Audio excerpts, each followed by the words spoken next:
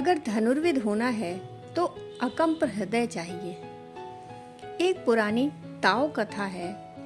एक बहुत बड़ा धनुर्विद था। सम्राट ने राज्य में घोषणा की कि इससे बड़ा कोई धनुर्विद नहीं।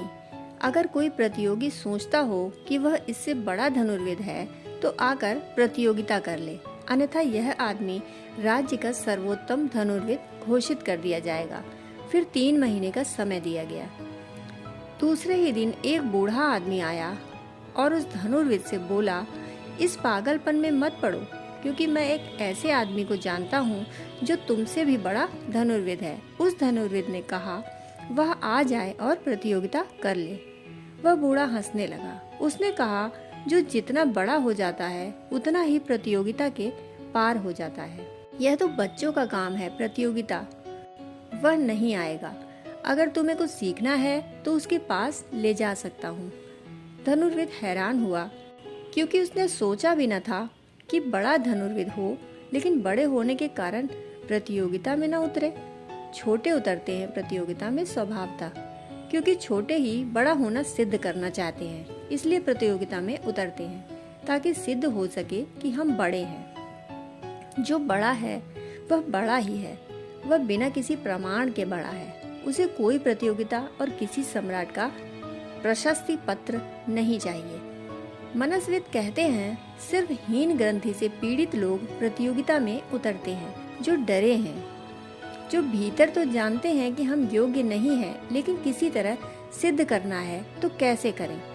जिसकी गरिमा स्वयं सिद्ध है, स्वतः प्रमाण है, वह प्रतियोगिता में नहीं उतरता। बात तो जची। धनुर्विद ने कहा, मैं आता हूँ। उस बूढ़े के पीछे गया। वह धनुर्विद को ले गया पास के जंगल में। वहाँ एक व्यक्ति था, वह लकड़ी काट रहा था। धनुर्विद ने पूछा कि क्या यह आदमी धनुर्विद है? बूढ़े ने उत्तर दिया, हाँ, यही आदमी धनुर्विद है।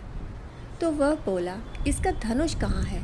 उस बूढ़े ने कहा, जो वास्तविक धनुर्विद है वह धनुष को 24 घंटे टांगे नहीं घूमता। उसने कहा, अगर ऐसा मौका आ जाए और संघर्ष हो जाए, वह तो हाथ से तीर भी चला सकता है, तीर की भी जरूरत नहीं।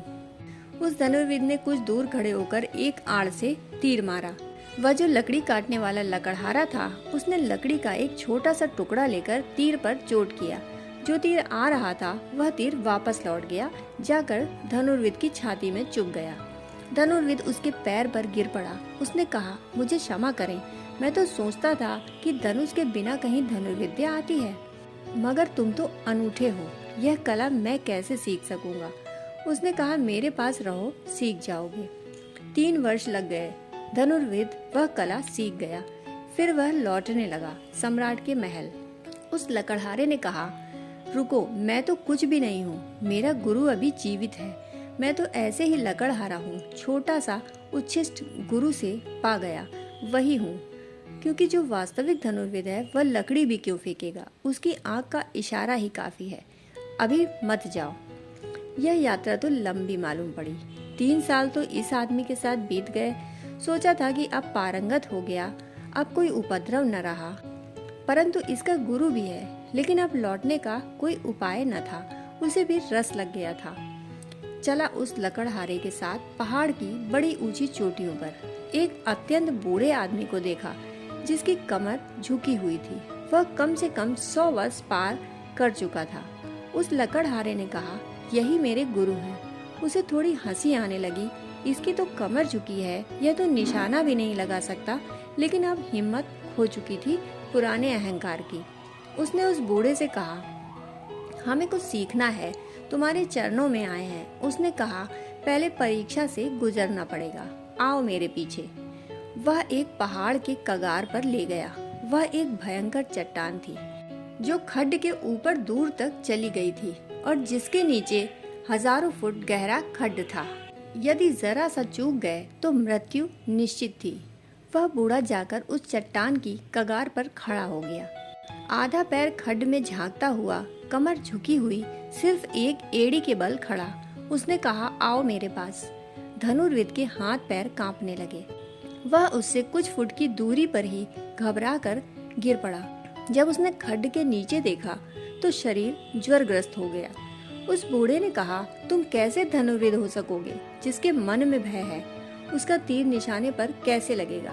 भय तो कांपता ही रहता है, उसका हाथ कांपता रहेगा। अंधों को ना दिखाई पड़े, लेकिन जिसके पास आँख है वह तो देख ही लेता है कि तेरा हाथ कांप रहा है। जहाँ भय है वहाँ कंपन है, अभय ही निष्कंप होता है।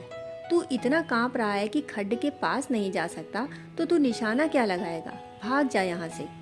उस धनुर्विद ने जाते समय कहा, मैं घबरा गया हूँ, मेरी हिम्मत नहीं है इस शिक्षा में आगे उतरने की। मैं पहली परीक्षा में ही असफल हो गया। मैं अब यह ख्याल ही छोड़ देता हूँ धनुर्विद होने का।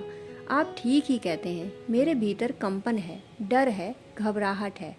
निश्चित ही जब भीतर भय हो तो हाथ भी कांपेगा ही, चाहे दिखाई पड़े या ना दिखाई पड़े।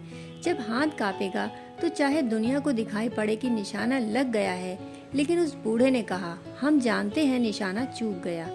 निशाना लगाने से थोड़े ही लगता है, निशाना वहाँ थोड़े ही है, निशाना तो भीतर है। अकंप हृदय चाहिए, बस फिर सब हो जाता है। ऊपर पक्षियों की एक कतार उड़ रही थी। उस बूढ़े आदमी ने ऐसे हाथ का इशारा किया और हाथ को नीचे गिराया। 25 पक्षी नीचे गिर गए, सिर्फ इशारे से। भाव ही काफी है। अगर हृदय अकंप हो तो जो भाव हो वह तत्क्षण यथार्थ में बदल जाता है। दोस्तों, कहानी सुनने के लिए आपका बहुत बहुत आभार।